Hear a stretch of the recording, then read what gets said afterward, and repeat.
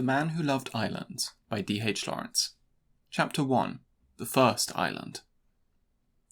There was a man who loved islands. He was born on one, but it didn't suit him, as there were too many other people on it besides himself. He wanted an island all of his own, not necessarily to be alone on it, but to make it a world of his own. An island, if it is big enough, is no better than a continent. It has to be really quite small before it feels like an island, and this story will show how tiny it has to be before you can presume to fill it with your own personality.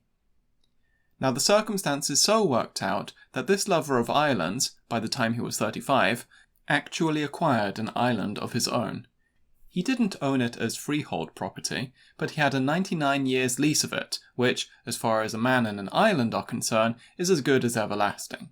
Since, if you are like Abraham and want your offspring to be numberless as the sands of the seashore, you don't choose an island to start breeding on. Too soon there would be overpopulation, overcrowding, and slum conditions, which is a horrid thought for one who loves an island for its insulation. No, an island is a nest which holds one egg and one only. This egg is the islander himself. The island acquired by a potential islander was not in the remote oceans, it was quite near at home. No palm trees nor boom of surf on the reef, nor any of that kind of thing, but a good solid dwelling house, rather gloomy, above the landing place, and beyond, a small farmhouse with sheds and a few outlying fields. Down on the little landing bay there were 3 cottages in a row, like Coast Guards cottages, all neat and whitewashed. What could be more cosy and home-like? It was 4 miles if you walked all round your island, through the gorse and the blackthorn bushes, above the steep rocks of the sea and down in the little glades where the primroses grew.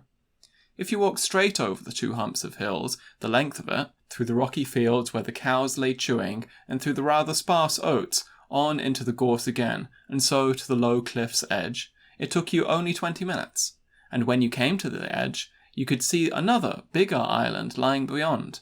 But the sea was between you and it, and as you returned over the turf where the short, downland cowslips nodded, you saw to the east still another island, a tiny one this time, like the calf of the cow. This tiny island also belonged to the islander. Thus it seems that even islands like to keep each other company. Our islander loved his island very much. In early spring, the little ways and glades were a snow of blackthorn, a vivid white among the Celtic stillness of close green and grey rock, blackbirds calling out in the whiteness of their first long, triumphant calls. After the blackthorn and the nestling primroses came the blue apparition of hyacinths, like elfin lakes and slipping sheets of blue among the bushes and the glade of trees, and many birds with nests you could peep into, on the island all your own. Wonderful, what a great world it was! Followed summer, and the cowslips gone, the wild roses faintly fragrant through the haze. There was a field of hay, the foxgloves stood looking down. In a little cove, the sun was on the pale granite where you bathed, and the shadow was in the rocks. Before the mist came stealing, and you went home through the ripening oats, the glare of the sea fading from the high air as the foghorn started to moo on the other island. And then the sea fog went. It was autumn, and oat sheaves lying prone, the great moon, another island, rose golden out of the sea, and rising higher, the world of the sea was white. So autumn ended with rain, and winter came, dark skies, and dampness and rain, but rarely frost. The island, your island, cowered dark, holding away from you.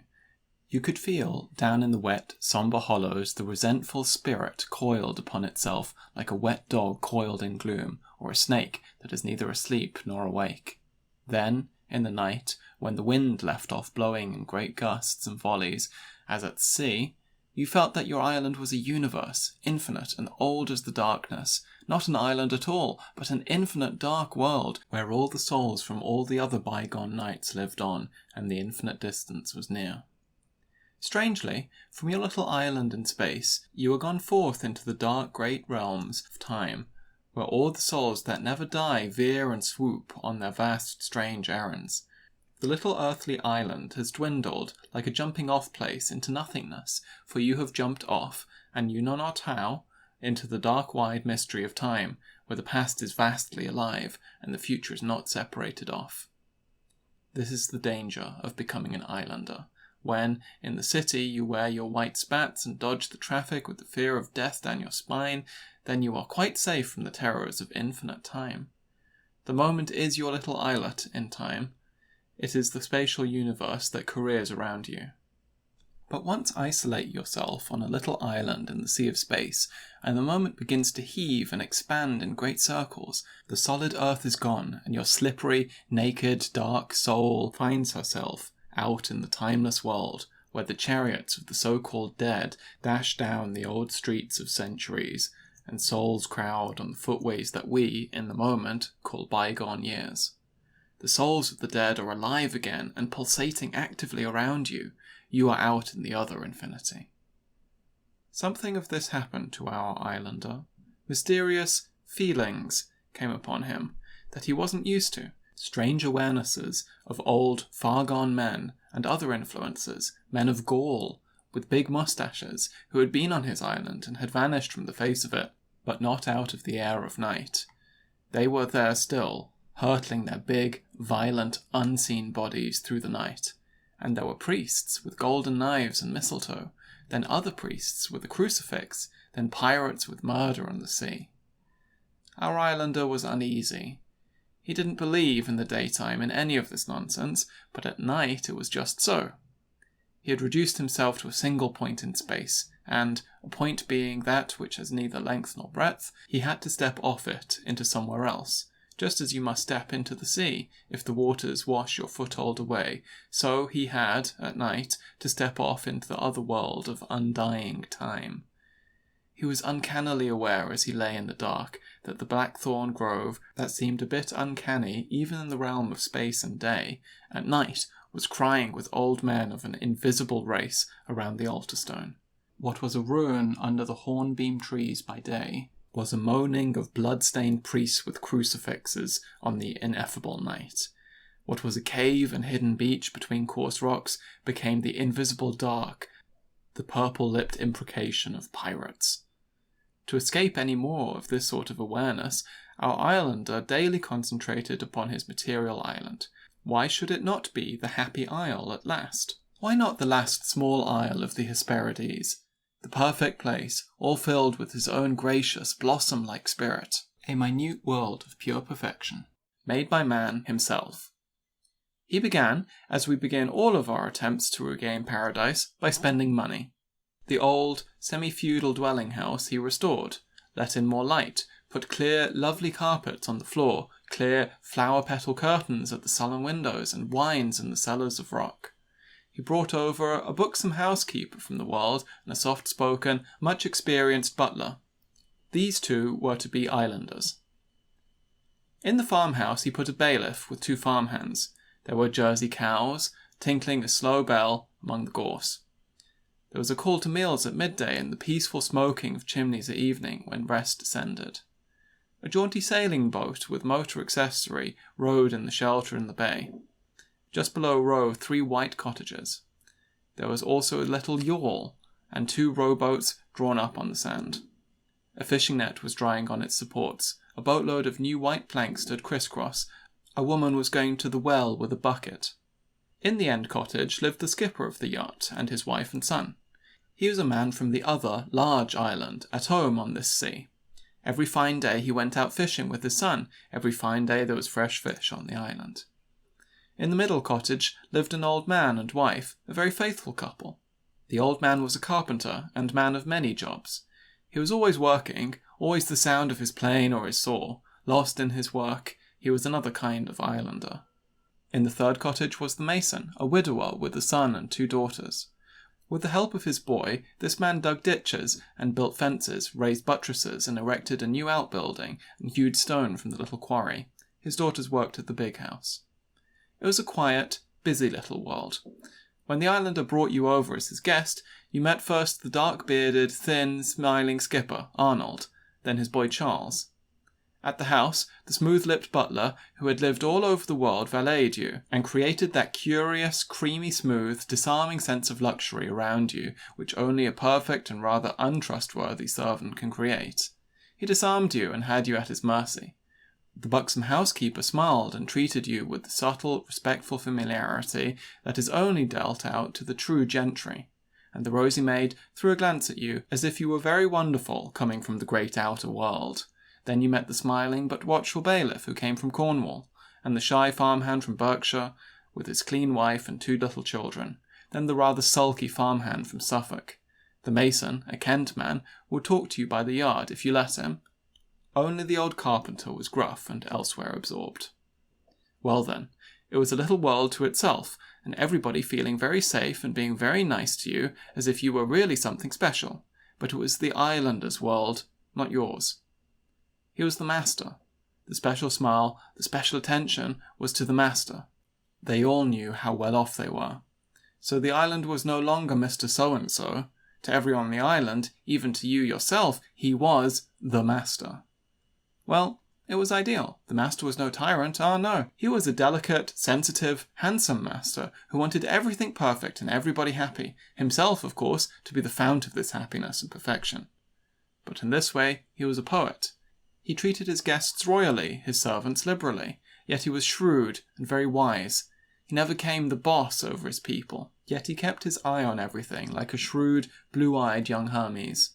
And it was amazing what a lot of knowledge he had at hand, amazing what he knew about Jersey cows and cheese-making, ditching and fencing, flowers and gardening, ships and the sailing of ships. He was a fount of knowledge about everything, and this knowledge he imparted to his people in an odd, half-ironical, half-portentous fashion, as if he really belonged to the quaint, half-real world of the gods. They listened to him with their hats in their hands. He loved white clothes, or creamy white, and cloaks and broad hats.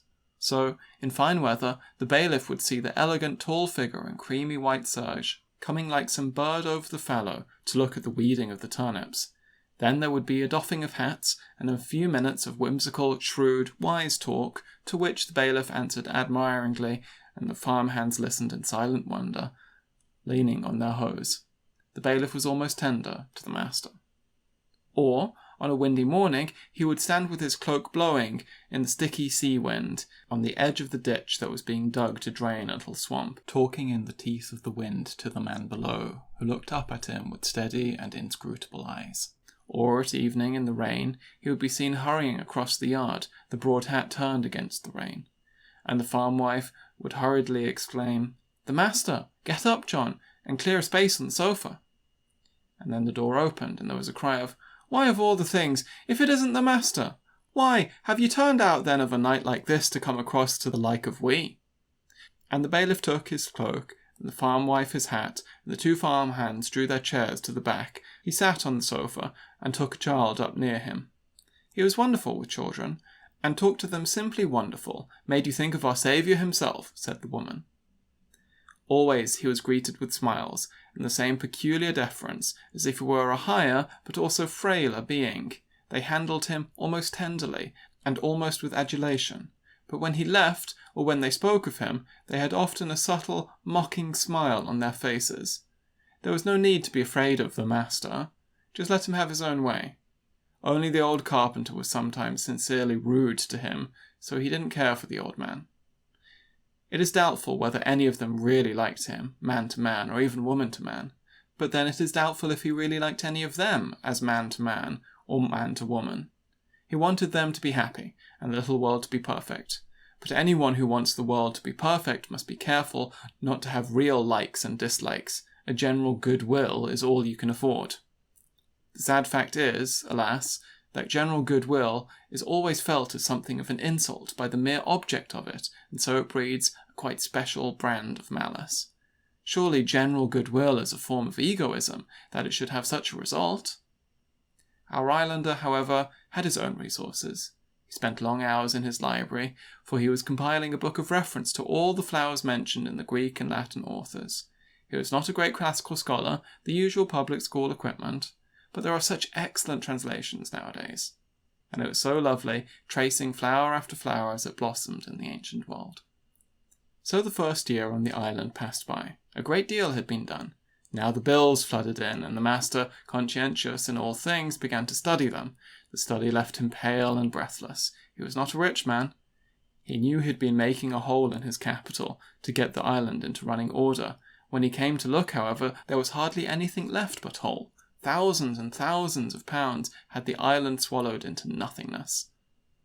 But surely the bulk of the spending was over. Surely the island would now begin to be self-supporting, even if it made no profit.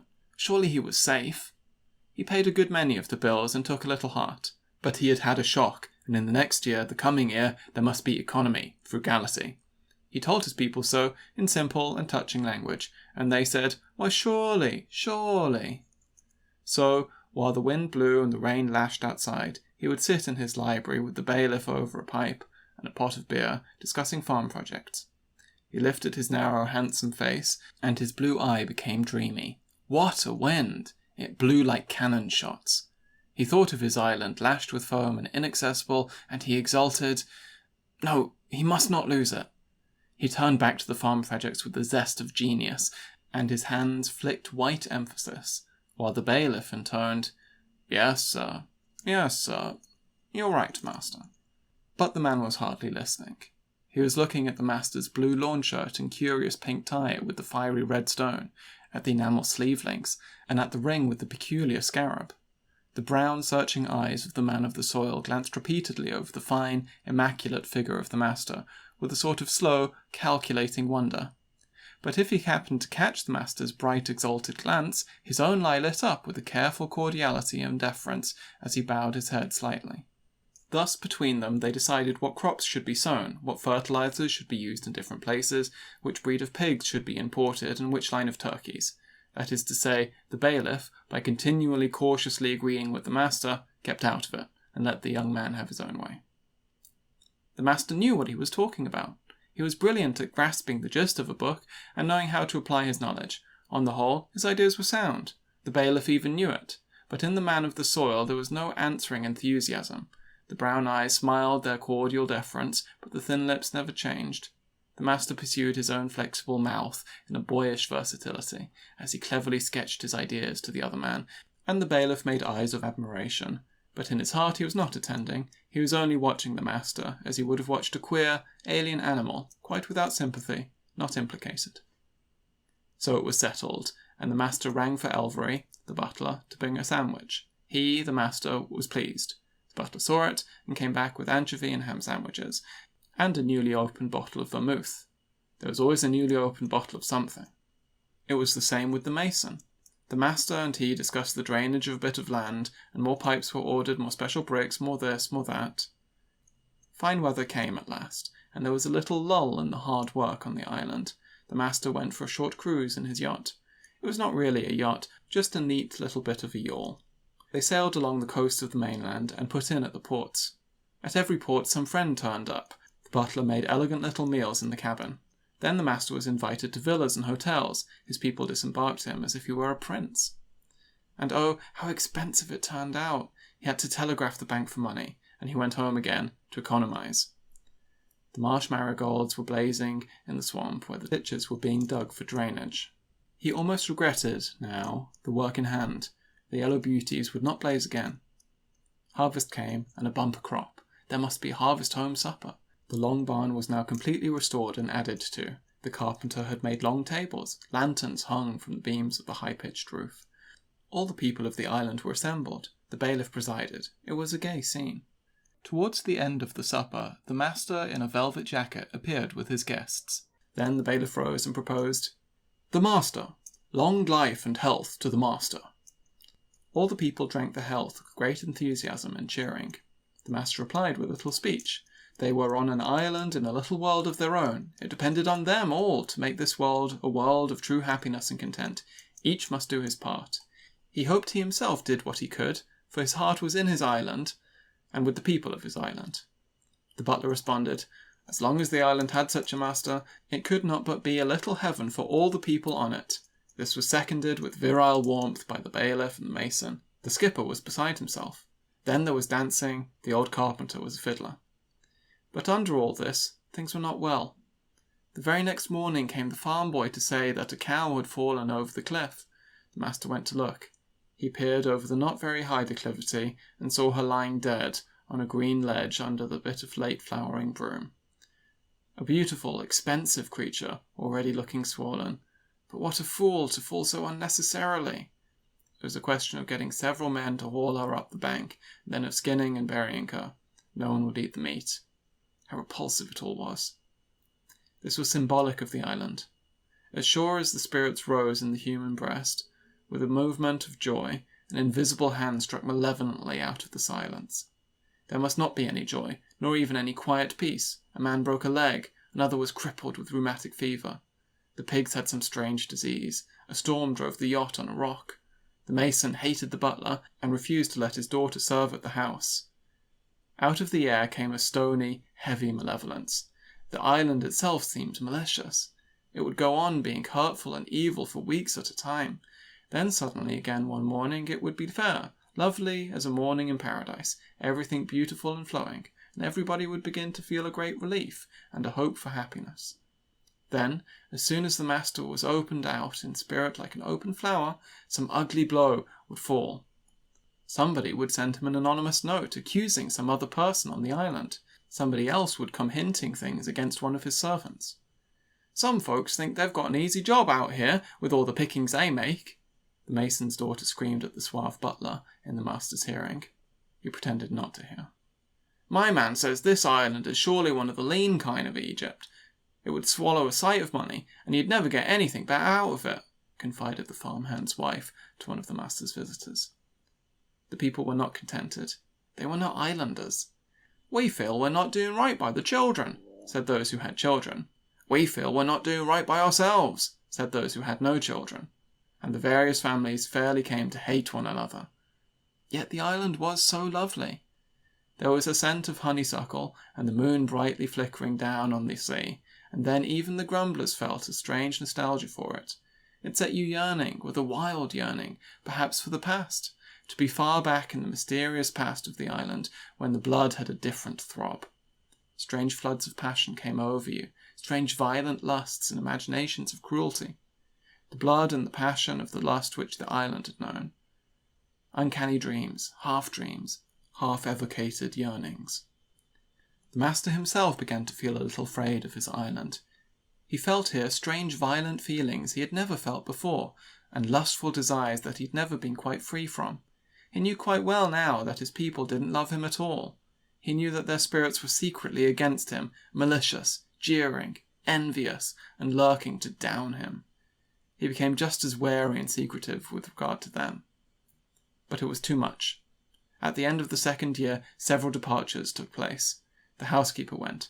The master always blamed self-important women most. The mason said he wasn't going to be monkeyed about any more, so he took his departure with his family. The rheumatic farmhand left. And then the year's bills came. The master made up his accounts. In spite of good crops, the assets were ridiculous against the spending. The island had again lost not hundreds but thousands of pounds. It was incredible, but you simply couldn't believe it. Where had it all gone? The master spent gloomy nights and days going through accounts in the library. He was thorough. It became evident, now the housekeeper had gone, that she had swindled him. Probably everybody was swindling him. But he hated to think it, so he put the thought away. He emerged, however, pale and hollow-eyed from his balancing of unbalanceable accounts, looking as if something had kicked him in the stomach. It was pitiable, but the money had gone, and there was an end of it. Another great hole in his capital. How could people be so heartless? It couldn't go on, that was evident. He would soon be bankrupt. He had to give regretful notice to his butler. He was afraid to find out how much his butler had swindled him, because the man was such a wonderful butler after all, and the farm bailiff had to go. The master had no regrets in that quarter. The losses on the farm had almost embittered him. The third year was spent in rigid cutting down of expenses. The island was still mysterious and fascinating, but it was also treacherous and cruel, secretly, fathomlessly malevolent.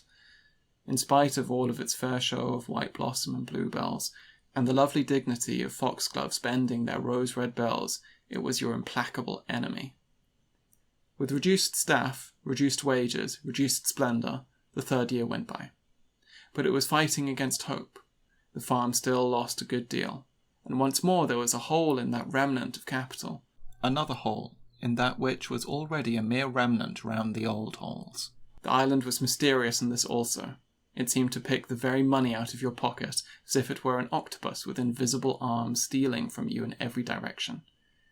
Yet the master still loved it, but with a touch of rancour now. He spent, however, the second half of the 4th year intensely working on the mainland to be rid of it. And it was amazing how difficult he found it to dispose of an island. He had thought that everybody was pining for such an island as his, but not at all. Nobody would pay any price for it, and he wanted now to get rid of it as a man who wants a divorce at any cost. It was not till the middle of the 5th year that he transferred it, at a considerable loss to himself, to a hotel company who were willing to speculate in it. They were to turn it into a handy honeymoon and golf island. Then take that island, which didn't know when it was well off. Now be a honeymoon and golf island. Chapter 2. The Second Island. The islander had to move, but he was not going to the mainland. Oh no, he moved to the smaller island which still belonged to him. And he took with him the faithful old carpenter and wife, the couple he never really cared for, also a widow and daughter who had kept the house for him the last year, also an orphan lad to help the old man. The small island was very small, but, being a hump of rock in the sea, it was bigger than it looked. There was a little track among the rocks and bushes, winding and scrambling up and down around the islet, so that it took you 20 minutes to do the circuit. It was more than you would have expected. Still, it was an island. The islander moved himself, with all his books, into the commonplace 6-roomed house up to which he had to scramble from the rocky landing place. There were also the 2 joined-together cottages. The old carpenter lived in one, with his wife and the lad. The widow and daughter lived in the other. At last, all was in order. The master's books filled 2 rooms. It was already autumn, Orion lifting out of the sea. And in the dark nights the master could see the lights on his late island, where the hotel company were entertaining guests who would advertise the new resort for honeymoon golfers. On his hump of rock, however, the master was still master. He explored the crannies, the odd handbreadths of grassy level, the steep little cliffs where the last harebells hung, and the seeds of summer were brown above the sea, lonely and untouched. He peered down the old well. He examined the stone pen where the pig had been kept. Himself, he had a goat. Yes, it was an island. Always, always, underneath, among the rocks, the Celtic sea sucked and washed and smote its feathery greyness. How many different noises of the sea! Deep explosions, rumblings, strange long sighs and whistling noises. Then voices, real voices of people clamouring as if they were in a market under the waters. And again, the far-off ringing of a bell, surely an actual bell. Then a tremulous trilling noise, very long and alarming, and an undertone of hoarse gasping. On this island there were no human ghosts, no ghosts of any ancient race. The sea and the spume and the wind and the weather had washed them all out, washed them out so there was only the sound of the sea itself, its own ghost, myriad-voiced, communing and plotting and shouting all winter long. And only the smell of the sea, with a few bristly bushes of gorse and coarse tufts of heather, among the grey, pellucid rocks, in the grey, more pellucid air. The coldness, the greyness, even the soft, creeping fog of the sea, and the islet of rock humped up in it all, like the last point in space. Green star Sirius stood over the sea's rim. The island was a shadow. A ship showed small lights. Below, in the rocky cove, the rowboat and the motorboat were safe. A light shone in the carpenter's kitchen. That was all. Save, of course, that the lamp was lit in the house, where the widow was preparing supper, her daughter helping. The islander went in to his meal. Here he was no longer the master. He was an islander again, and he had peace. The old carpenter, the widow and the daughter were all faithfulness itself. The old man worked while ever there was light to see, because he had a passion for work. The widow and her quiet, rather delicate daughter of 33 worked for the master because they loved looking after him, and they were infinitely grateful for the haven he provided them. But they didn't call him the master. They gave him his name, Mr. Cathcart, sir, softly and reverently. And he spoke back to them also softly, gently, like people far from the world, afraid to make a noise. The island was no longer a world, it was a sort of refuge. The islander no longer struggled for anything. He had no need. It was as if he and his few dependents were a small flock of seabirds alighted on this rock, as they travelled through space and keeping together without a word. The silent mystery of travelling birds. He spent most of his day in his study. His book was coming along. The widow's daughter could type out his manuscript for him. She was not uneducated. It was the one strange sound on the island, the typewriter.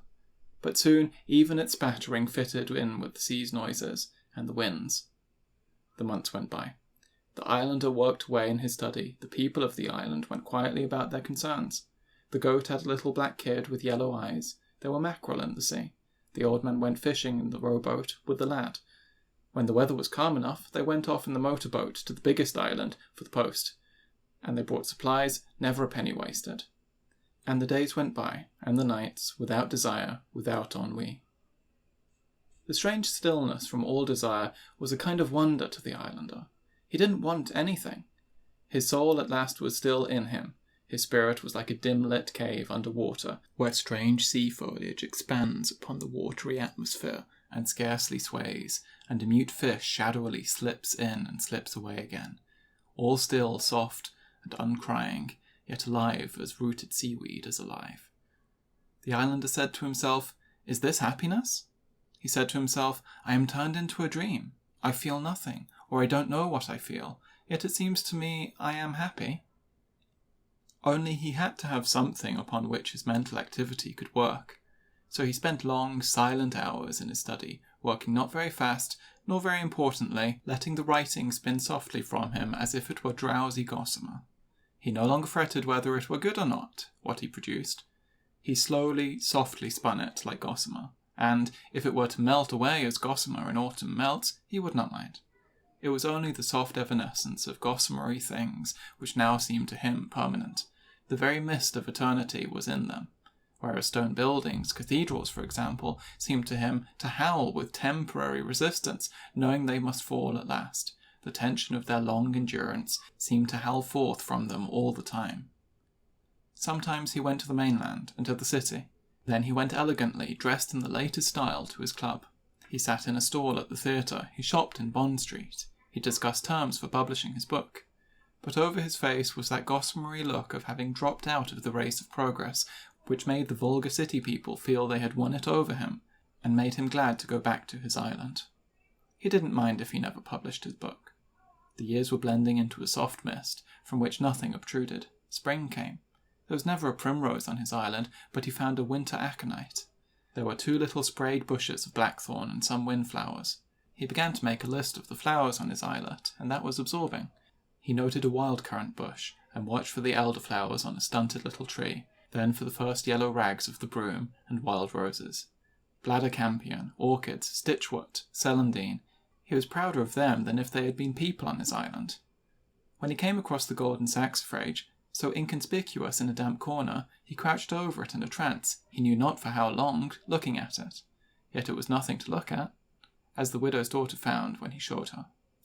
He said to her in real triumph, "I found the golden saxifrage this morning." The name sounded splendid. She looked at him with fascinated brown eyes, in which was a hollow ache that frightened him a little. "Did you, sir? Is it a nice flower?" He pursed his lips and tilted his brows. "Well, not showy exactly. I'll show it you if you like." "I should like to see it." She was so quiet, so wistful, but he sensed in her a persistency which made him uneasy. She said she was so happy, really happy. She followed him quietly, like a shadow on the rocky track where there was never room for 2 people to walk side by side. He went first, and could feel her there, immediately behind him, following so submissively, gloating on him from behind. It was a kind of pity for her which made him become her lover, though he never realized the extent of the power she had gained over him, how she willed it. But the moment he had fallen, a jangling feeling came upon him that it was all wrong. He felt a nervous dislike of her. He had not wanted it, and it seemed to him, as far as her physical self went, she had not wanted it either. It was just her will. He went away and climbed at the risk of his neck down to a ledge near the sea. There he sat for hours, gazing all jangled at the sea and saying miserably to himself, "We didn't want it. We didn't really want it." It was the automatism of sex that had caught him again.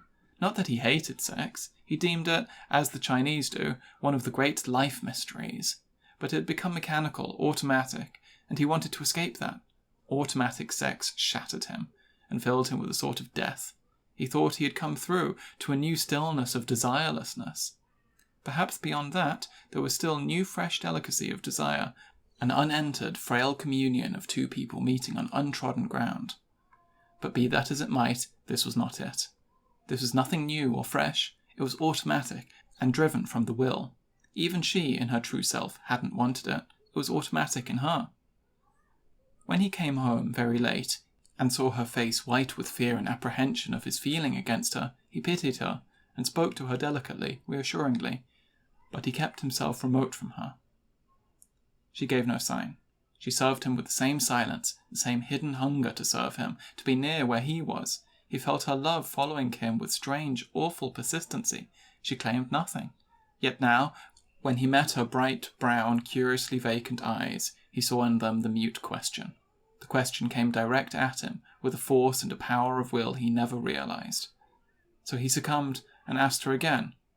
"Not," she said, "if it will make you hate me." "Why should it?" he replied, nettled. "Of course not." "You know I would do anything on earth for you." It was only afterwards, in his exasperation, he remembered what she had said, and was more exasperated. Why should she pretend to do this for him? Why not for herself? But in his exasperation he drove himself deeper in order to achieve some sort of satisfaction, which he never did achieve. He abandoned himself to her. Everybody on the island knew, but he did not care. Then even what desire he had left him, and he felt only shattered. He felt that only with her will had she wanted him. Now he was shattered and full of self-contempt. His island was smirched and spoiled. He had lost his place in the rare, desireless levels of time to which he had at last arrived, and he had fallen right back.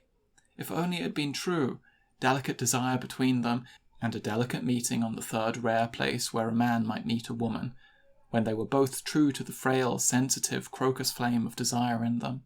But it had been no such thing. Automatic, an act of will, not of true desire. It left him feeling humiliated. He went away from the islet, in spite of her mute reproach, and he wandered about the continent, vainly seeking a place where he could stay. He was out of key. He did not fit in the world any more. There came a letter from Flora, her name was Flora, to say that she was afraid he was going to have a child.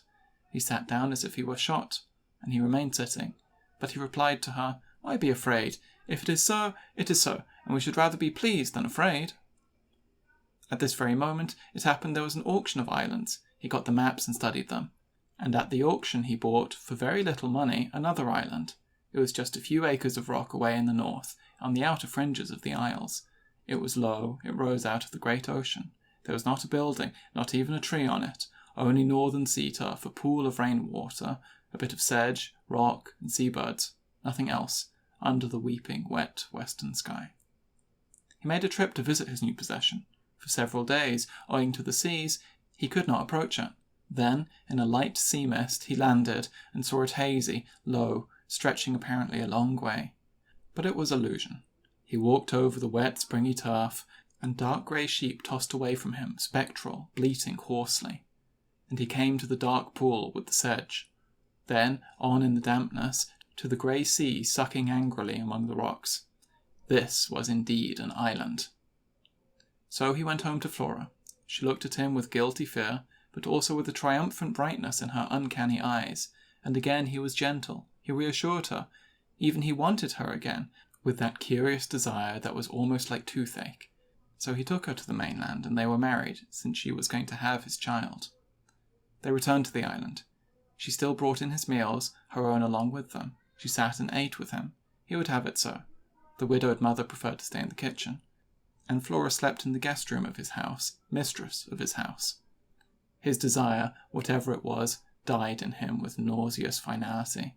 The child would still be months coming. His island was hateful to him, vulgar, a suburb. He himself had lost all his finer distinction.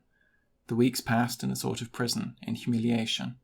Yet he stuck it out till the child was born. But he was meditating escape. Flora did not even know. The nurse appeared and ate at the table with them. The doctor came sometimes, and if the sea were rough, he too had to stay. He was cheery over his whiskey. They might have been a young couple in Golders Green. The daughter was born at last. The father looked at the baby and felt depressed, almost more than he could bear. The millstone was tied round his neck, but he tried not to show what he felt, and Flora did not know. She still smiled with a kind of half-witted triumph in her joy as she got well again. Then she began again to look at him with those aching, suggestive, somehow impudent eyes. She adored him so. This he could not stand. He told her that he had to go away for a time. She wept, but she thought she had got him. He told her he had settled the best part of his property on her and wrote down what income it would produce. She hardly listened, only looked at him with those heavy, adoring, impudent eyes. He gave her a cheque-book with the amount of her credit duly entered. This did arouse her interest, and he told her if she got tired of the island she could choose her home wherever she wished. She followed him with those aching, persistent brown eyes when he left, and he never even saw her weep. He went straight north to prepare his third island.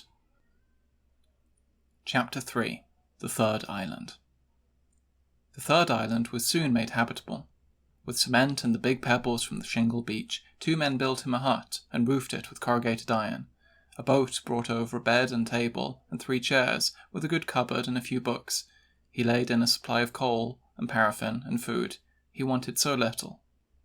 The house stood near the flat shingle bay where he landed and where he pulled up his light boat.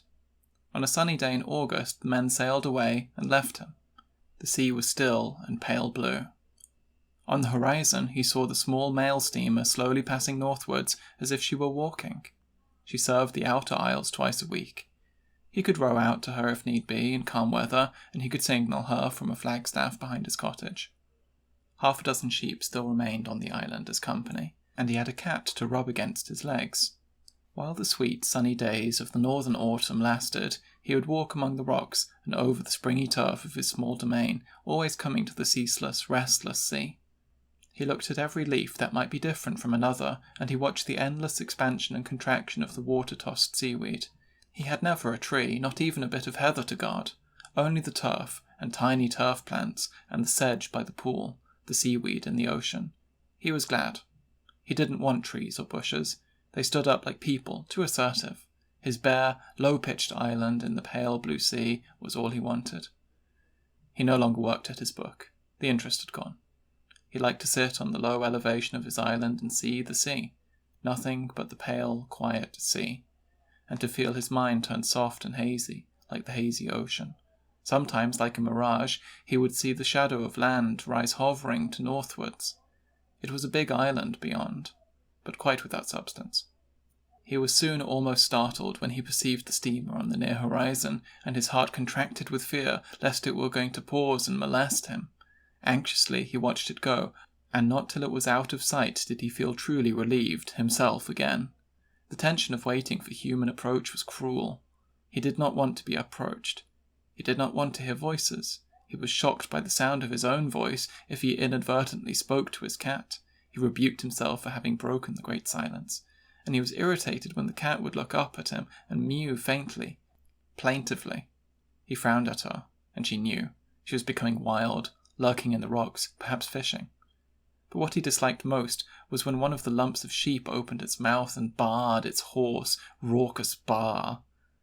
He watched it, and it looked to him hideous and gross. He came to dislike the sheep very much. He wanted only to hear the whispering sound of the sea and the sharp cries of the gulls, cries that came out of another world to him, and best of all, the great silence.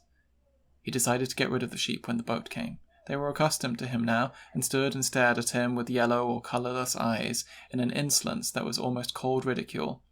There was a suggestion of cold indecency about them. He disliked them very much. And when they jumped with staccato jumps off the rocks, and their hoofs made the dry, sharp hit, and the fleece flopped on their square backs, he found them repulsive, degrading. The fine winter passed, and it rained all day. He lay a great deal on his bed, listening to the water trickling from his roof into the zinc water butt, looking through the open door at the rain, the dark rocks, the hidden sea. Many gulls were on the island now, many seabirds of all sorts. It was another world of life. Many of the birds he had never seen before. His old impulse came over him to send for a book to know their names. In a flicker of the old passion to know the names of everything he saw, he even decided to row out to the steamer. The names of these birds, he must know their names, otherwise he had not got them. They were not quite alive to him. But the desire left him, and he merely watched the birds as they wheeled or walked around him, watched them vaguely, without discrimination. All interest had left him. Only there was one gull, a big handsome fellow, who would walk back and forth, in front of the open door of the cabin, as if he had some mission there. He was big and pearl grey, and his roundness were as smooth and lovely as a pearl. Only the folded wings had shut black pinions, and on the closed black feathers there were 3 very distinct white dots, making a pattern. The islander wondered very much why this bit of trimming on the bird out of the far, cold seas. And as the gull walked back and forth in front of the cabin, strutting on pale dusky gold feet, holding up his pale yellow beak that was curved at the tip, with curious alien importance, the man wondered over him. He was portentous, he had a meaning. Then the bird came no more.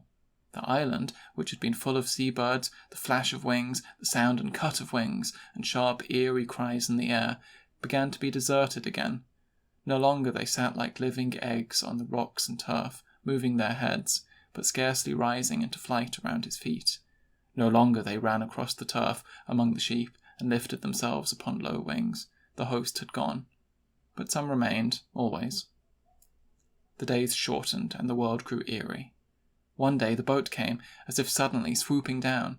The islander found it a violation.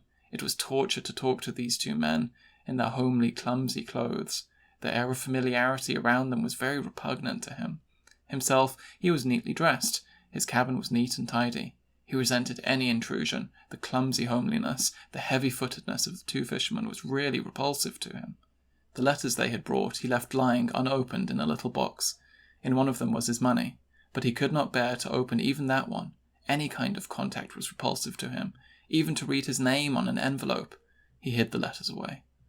And the hustle and horror of getting the sheep caught and tied and put in the ship made him loathe with profound repulsion the whole of the animal creation. What repulsive God invented animals and evil-smelling men? To his nostrils, the fishermen and the sheep alike smelled foul and uncleanness on the fresh earth. He was still nerve-racked and tortured when the ship at last lifted sail and was drawing away over the still sea. And sometimes, days after, he would start with repulsion, thinking he heard the munching of sheep. The dark days of winter drew on. Sometimes there was no real day at all. He felt ill, as if he were dissolving, as if dissolution had already set inside him. Everything was twilight outside, and in his mind and soul. Once, when he went to the door, he saw black heads of men swimming in his bay. For some moments he swooned unconscious. It was the shock, the horror of unexpected human approach, the horror in the twilight. And not till the shock had undermined him and left him disembodied did he realize that the black heads were the heads of seals swimming in. A sick relief came over him. But he was barely conscious after the shock. Later on he sat and wept with gratitude because they were not men. But he never realized that he wept. He was too dim. Like some strange, ethereal animal, he no longer realized what he was doing. Only he still derived his single satisfaction from being alone, absolutely alone, with the space soaking into him. The grey sea alone and the footing of his sea-washed island. No other contact. No human to bring its horror into contact with him. Only space, damp, twilight, sea-washed space. That was the bread of his soul. For this reason, he was most glad when there was a storm or when the sea was high. Then nothing could get at him. Nothing could come through to him from the outer world. True, the terrific violence of the wind made him suffer badly. At the same time, it swept the world utterly out of existence for him. He always liked the sea to be heavy rolling and tearing. Then no boat could get at him. It was like eternal ramparts round his island. He kept no track of time and no longer thought of opening a book. The printed letters, so like the depravity of speech, looked obscene. He tore the brass label from his paraffin stove. He obliterated any bit of lettering in his cabin. His cat had disappeared. He was rather glad. He shivered at her thin, obtrusive call. She had lived in the coal shed, and each morning he had put her a dish of porridge the same as he ate. He washed her saucer with repulsion. He did not like her writhing about, but he fed her scrupulously. Then one day she did not come for her porridge. She always mewed for it. She did not come again. He prowled about his island in the rain in a big oilskin coat, not knowing what he was looking at, nor what he went out to see. Time had ceased to pass. He stood for long spaces, gazing from a white, sharp face, with those keen, far-off blue eyes of his, gazing fiercely and almost cruelly at the dark sea under the dark sky. And if he saw the labouring sail of a fishing boat away on the cold waters, a strange, malevolent anger passed over his features. Sometimes he was ill. He knew he was ill, because he staggered as he walked and easily fell down. Then he paused to think what it was, and he went to his stores and took out dried milk and malt and ate that. Then he forgot again. He ceased to register his own feelings. The days were beginning to lengthen. All winter the weather had been comparatively mild, but with much rain, much rain. He had forgotten the sun. Suddenly, however, the air was very cold and he began to shiver. A fear came over him. The sky was level and grey, and never a star appeared at night. It was very cold. More birds began to arrive. The island was freezing. With trembling hands he made a fire in his grate. The cold frightened him. And now it continued, day after day, a dull, deathly cold. Occasional crumblings of snow were in the air. The days were greyly longer, but no change in the cold. Frozen, grey daylight. The birds passed away, flying away. Some he saw lying frozen. It was as if all life were drawing away, contracting away from the north, contracting southwards. Soon, he said to himself, it will all be gone, and in all these regions nothing will be alive. He felt a cruel satisfaction in the thought. Then one night there seemed to be a relief. He slept better, did not tremble half awake and writhe so much, half conscious. He had become so used to the quaking and writhing of his body he hardly noticed it. But when for once it slept deep, he noticed that. He awoke in the morning to a curious whiteness. His window was muffled. It had snowed. He got up and opened his door and shuddered. Ugh, how cold! All white, with a dark leaden sea and black rocks curiously speckled with white. The foam was no longer pure, it seemed dirty, and the sea ate at the whiteness of the corpse-like land. Crumbles of snow were silting down the dead air. On the ground the snow was a foot deep, white and smooth and soft, windless. He took a shovel to clear round his house and shed. The pallor of morning darkened. There was a strange rumbling of far-off thunder in the frozen air, and through the newly falling snow a dim flash of lightning. Snow now fell steadily down in the motionless obscurity. He went out for a few minutes, but it was difficult. He stumbled and fell in the snow, which burned his face. Weak, faint, he toiled home, and when he recovered, he took the trouble to make hot milk. It snowed all the time. In the afternoon again there was muffled rumbling of thunder and flashes of lightning blinking reddish through the falling snow. Uneasy, he went to bed and lay staring fixedly at nothing. Morning seemed never to come. An eternity long he lay and waited for one alleviating pallor on the night. And at last it seemed the air was paler. His house was a cell faintly illuminated with white light. He realized the snow was walled outside his window. He got up in the dead cold. When he opened his door, the motionless snow stopped him in a wall as high as his breast. Looking over the top of it, he felt the dead wind slowly driving, saw the snow powder lift and travel like a funeral train. The blackish sea churned and champed, seeming to bite at the snow, impotent. The sky was grey but luminous. He began to work in a frenzy to get at his boat. If he was to be shut in, it must be by his own choice, not by the mechanical power of the elements. He must get to the sea. He must be able to get at his boat. But he was weak, and at times the snow overcame him. It fell on him, and he lay buried and lifeless. Yet every time he struggled alive before it was too late, and fell upon the snow with the energy of fever. Exhausted, he would not give in. He crept indoors and made coffee and bacon. Long since he had cooked so much.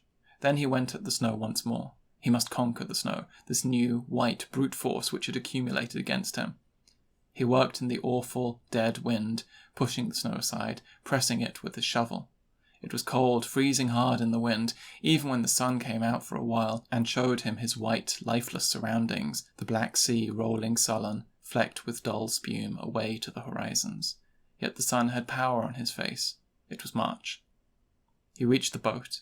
He pushed the snow away, then sat down under the lee of the boat, looking at the sea which nearly swirled to his feet in the high tide. Curiously natural the pebbles looked, in a world gone all uncanny. The sun shone no more.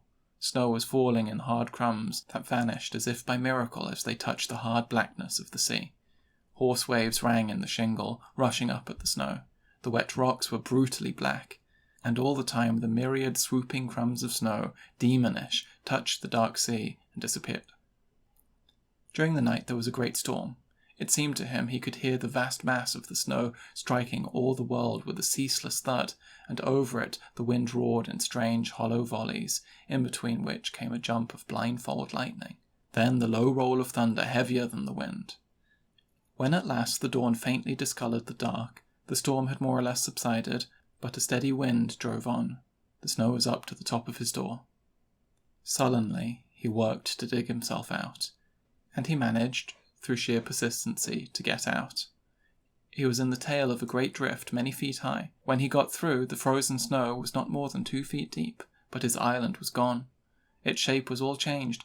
Great heaping white hills rose where no hills had been, inaccessible, and they fumed like volcanoes, but with snow powder. He was sickened and overcome. His boat was in another, smaller drift, but he had not the strength to clear it. He looked at it helplessly. The shovel slipped from his hands and he sank in the snow to forget. In the snow itself, the sea resounded. Something brought him to. He crept to his house. He was almost without feeling, yet he managed to warm himself, just that part of him which leaned in snow sleep over the coal fire. Then again he made hot milk, after which, carefully, he built up the fire. The wind dropped. Was it night again? In the silence, he seemed he could hear the panther-like dropping of infinite snow. Thunder rumbled nearer, crackled quick after the bleared, reddened lightning. He lay in bed in a kind of stupor. The elements! The elements! His mind repeated the word dumbly. You can't win against the elements. How long it went on, he never knew.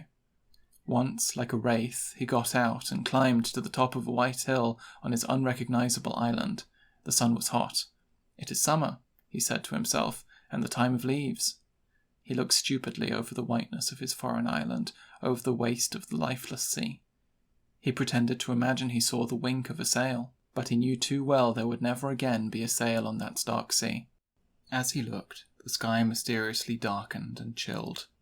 From far off came the mutter of the unsatisfied thunder, and he knew it was the signal of the snow rolling over the sea. He turned and felt its breath on him.